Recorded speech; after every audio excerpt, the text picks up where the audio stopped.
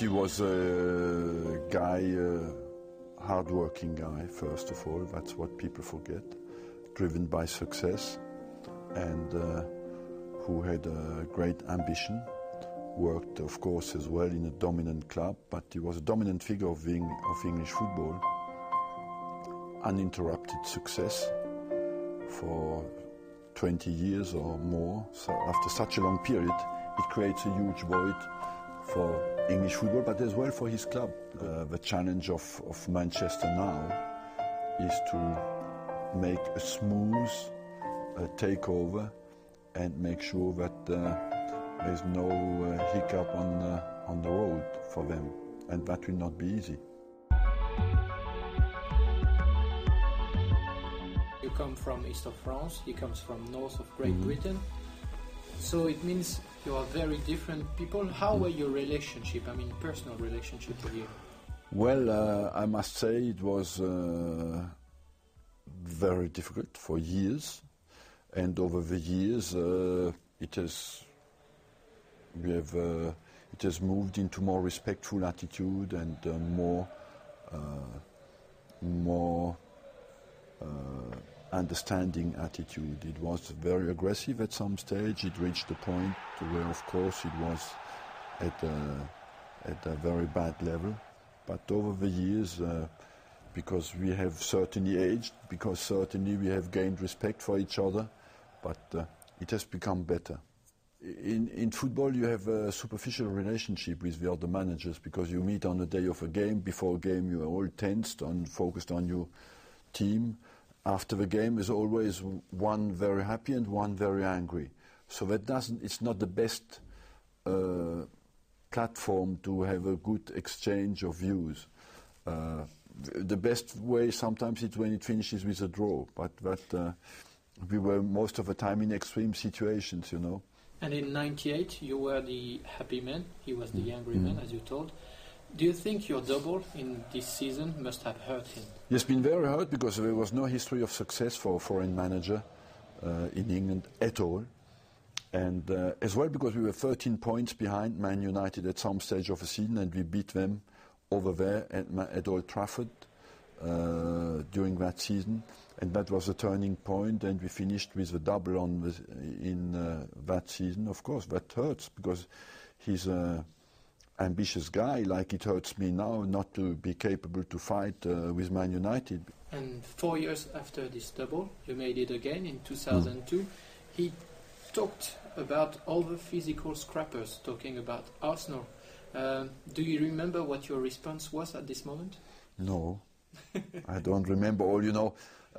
Because in our job, what is very difficult to get across people is that you forget what is behind you.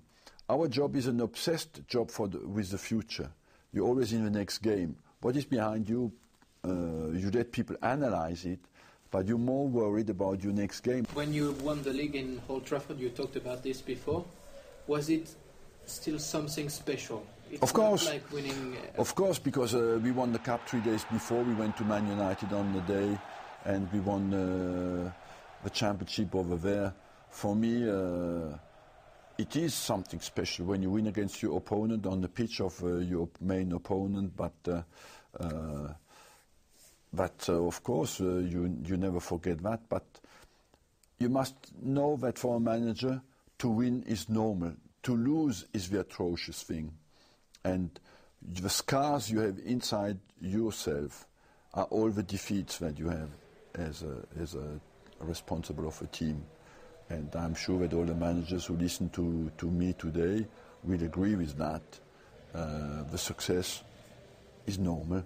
What remains forever is the defeats. And we had some heavy defeats as well over there. And some fights, sometimes also. We remember in 2005 when Patrick Vieira, your captain, fought with their captain Roy Keane. Do you remember this game and the specific atmosphere on that day? Yes, of course. We had big fights, big aggressive fights with them. And Patrick was you and Roy was Sir.Alex, do you think? Were there Yes, of course. It was the extensions of our own attitude. and it was always on the edge, much more than today. And I think it's always on the edge when two teams are really fighting with each other, but that level of aggressiveness has gone out of the game a little bit today. And was it at this moment, in the middle of the 2000 years, the worst period between Sir.Alex and you? It was the worst period. After it got better, but it got better as well because we were less capable to fight with them. When we built the new stadium, we had to sit back a little bit with our financial potential and play with more young players, you know, and then slowly we dropped off a little bit of fighting for the championships. We were a few times in there, but at the end the experience always lacked a little bit, and they got the best of us. But overall, in between, you had Chelsea has come in, Man City has come in with huge resources, and this aggressiveness was not directed at one club anymore. It was a bit more spread. Sir.Alex said that you could ride out together to the sunset. Do you think now that he retires that it becomes a real possibility for you together to go there? Yes, why not? You know, it becomes easier when you don't fight with each other. That is for sure. Maybe our testosterone level drops as well, so it's easier to be friendly. And did you think when you arrived that you would outlast him? When you arrived in England? No, not nearly. I just wanted to do well my job and to win, and I was obsessed by that, you know, that's all. Can you just sum up him in 3 words, maybe? Ambition, drive, and positiveness. And do you think, not for him but for United, it will be hard to live without him now? Of course, because he was the front man of a club, you know, and you a little bit like you take all the pressure, you take all the flack that you get, and somebody else will have to stand up, and you need to be solid for that. People don't imagine how difficult it is to be in the public eye for such a long time and to take all the aggravation without ever show any weakness. And that is not easy.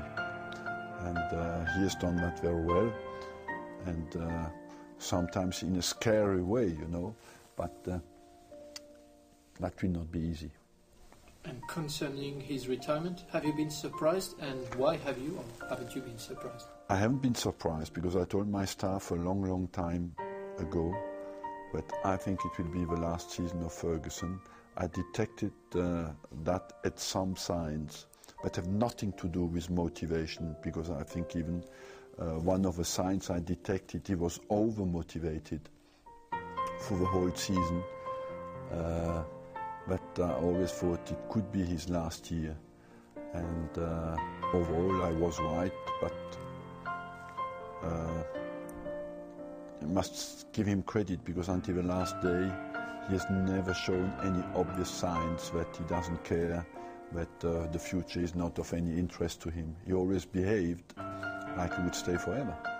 And maybe he faces his biggest challenge now is to face the emptiness of after such a tremendous life full of tension and challenges, suddenly to be in front of emptiness and face another challenge. But I think he's better equipped than I am, because there's passion for horses, there's passion for golf sometimes, you know, so maybe he will be happier than I will be when I stop. Alaba scored! What a start! 2-0 at home, 2-0 away. They have absolutely bossed this quarter-final. And Malaga are standing tall amongst giants. Borussia Dortmund have one back. It's not done yet. They've done it! Incredible! Unbelievable! Astonishing! Chasing the light I found, no hesitation. Taking my time for now, I'm running away. And I don't know why I'm here. think I'm getting closer for now.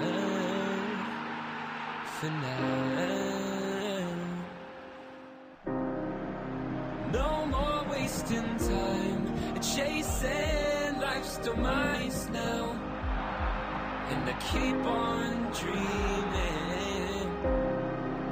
Open up these eyes, working overtime now. Think I see it. Ribéry, Robben scores! Bayern Munich! Wembley is theirs!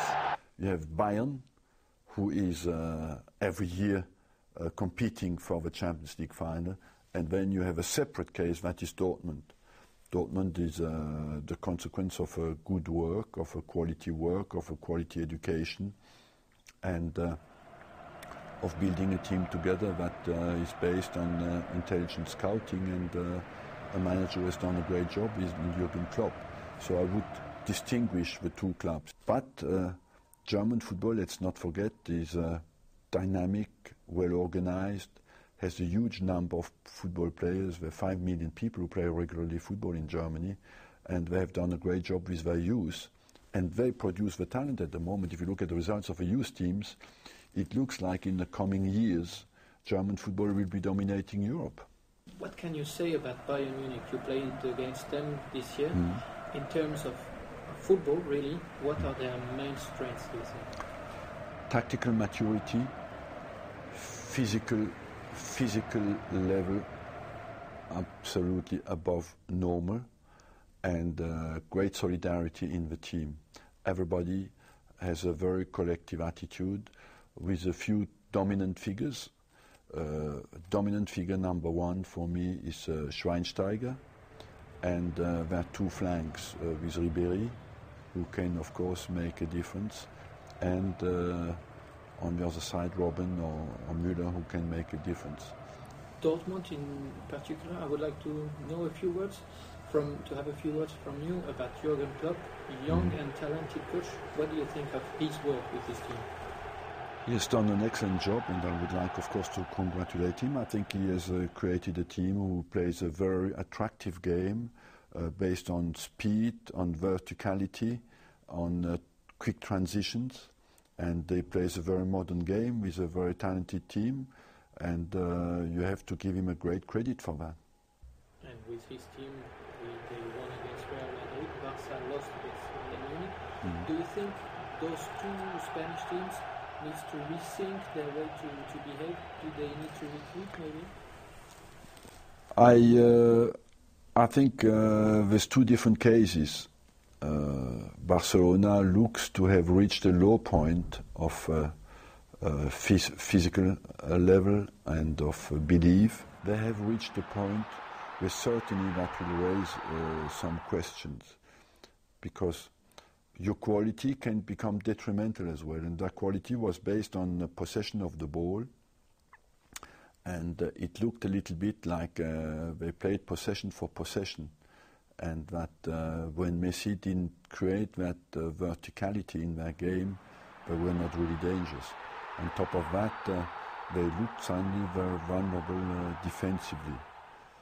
On Real Madrid side, it looks a bit different. The potential is certainly there, and it looks like they have gone through some disagreements, some bad atmosphere at the club, I think, or from the media, because Mourinho complained about that. Where does that come from? But they've shown as well that they were very short of kicking Dortmund out. You know, had they scored in the first 10 minutes where they had the chances. That's just part. Where Madrid is not, I think in the Champions League you can go out in the semi-final on a goal or not, but where Madrid has missed this season is in the Championship, where they were too early out of a fight for the Championship. And you talked about Paris, PSG. They didn't lose against Barca, but they were eliminated. What do you think they miss maybe to reach the next level in Europe? one or two players and the bit of experience they've gained this season. So they have to buy the right players and come back and be, of course, more ruthless, because they had the chances against Barcelona. They didn't take them well. And having said that, you could see Man City. They have a fantastic team. In the last 2 years, they did go out of the Champions League group stage. People think also that PSG owners, they like you very much. What is your relationship with PSG, and did you have any offer from the Paris team? No, I had no offers from PSG. My relationship is very, very good with Paris Saint-Germain, because I was always, at the time, I worked for a long time for Al Jazeera, always encouraging Al Jazeera or the responsible from Qatar to buy Paris Saint-Germain, and I think they made a fantastic coup. Because France needed a big club in Paris, and it was not a very expensive investment. So both have gained in it, and I think it's a winning-winning deal, and that's what is absolutely great. One question about Ajax Amsterdam. They won the title in the Netherlands. What do you think of Frank de Boer's work, and what do you think of Ajax model? Is it still working in Europe, you think? Frank de Boer has done great work, because Ajax for a few years were a bit without soul, without potential to win the championship. They have redone a good job there and gained guidelines that were the historical strengths of Ajax. Is the Ajax model today still successful in the Champions League? I don't think so.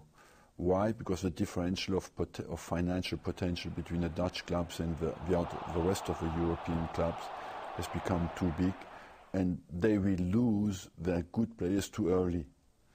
And many young players leave Holland now at the age of 16, 17, 18, so they not even have time to be successful with their home clubs. And that's why I believe that their model still will certainly be dominant in Holland, but not anymore in Europe. Would you welcome Jose Mourinho back to English football? Yes, why not? I have nothing against Jose Mourinho, and overall, I think he creates always a lot of interest from the media, you know, especially in England, and nearly certainly all over the world. So it creates more interest for the Premier League, and on that side it is good. But the most important is always the players who are on the football pitch, and it's very important for English football that after a blank year in the Champions League, basically we come back to more dominance again in the European football. And this year we were outclassed by German football, and it's important that the most important thing for English football is really come back with strong teams. Here goes Bale. He's gone for goal again! Well, it was like an action replay.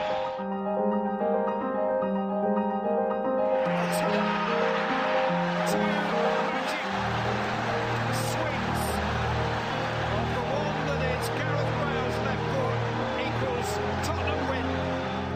Bale looking to burst away from him. Drilled in by Gareth Bale! A wonderful goal for Wales!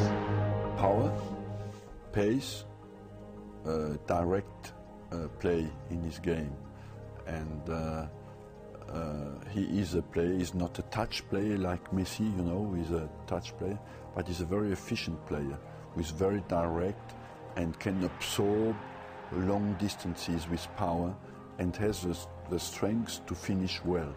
So he is a good finisher as well. That's what he has gained this season. There's a lot of questions about him now, to play more centrally instead of playing on the flank. I can understand that, because when a player is so efficient, but I still think he is a flank player for me, a typical flank player that are so difficult to find, and that's why I think he's too young to move into the middle.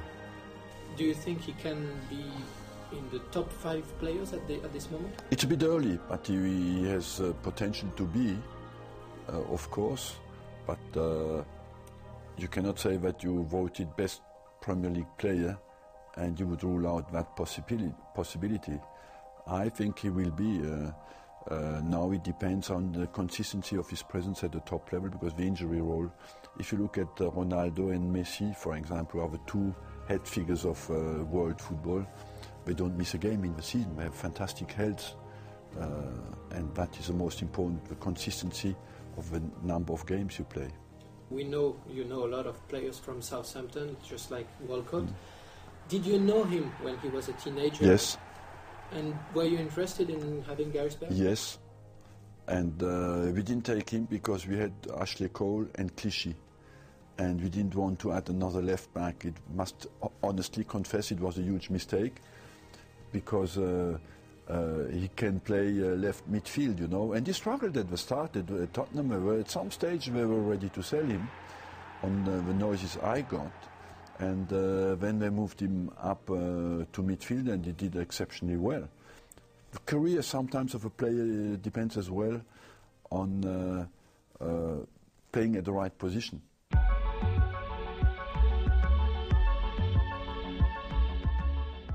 How happy are you now that there won't be a master to face at Old Trafford? You don't face a master, you face a team, you know, and the team you will face will be exactly of the same quality they had this season. So the problem will not be much different. It's more for the environment that the problem is a bit different. And it's David Moyes. You know him for a long time too, yes, because he's in charge of Everton since 2002. Can you say a word about him? How would you describe him, and were you surprised by his new position? Not really, because the Scots have a good tradition, you know, in English football. There are many Scottish managers, and he has shown that he can stay at a long time in the same club and be consistent. But the most important at the top level is people who are consistent. It's not to win 1 year and finish 7th or 10th the next season, because these clubs need a stability, you know. And he has shown that he can be stable, that he's competent, that he's ambitious and resilient. But it is a step up. One of the important players at this moment is Wayne Rooney for Manchester United. We know they had an argument after Rooney left Everton. Yes. Does it mean that Rooney can be an available player? And in this case, would it be an interesting player for you, for example? Well, I answer the second question first. Is that Rooney could be an interesting player for everybody in the world who would turn him down. The challenge Moyes faces, it's his first challenge, certainly, for Moyes, is to go into Manchester and bridge the gap between him and Rooney. So, is that feasible or not? That depends on the personality, and does he bear a grudge or not, Rooney? We will see that, you know. And but you face always challenges like that when you're manager. It will be interesting to see how that will be handled. Another question from Mazin Koulé. He speaks about Cesc Fabregas, that you know pretty well. He has a good season, but still lacks a bit of something. What do you think he lacks, and how do you analyze his way to behave in Barcelona?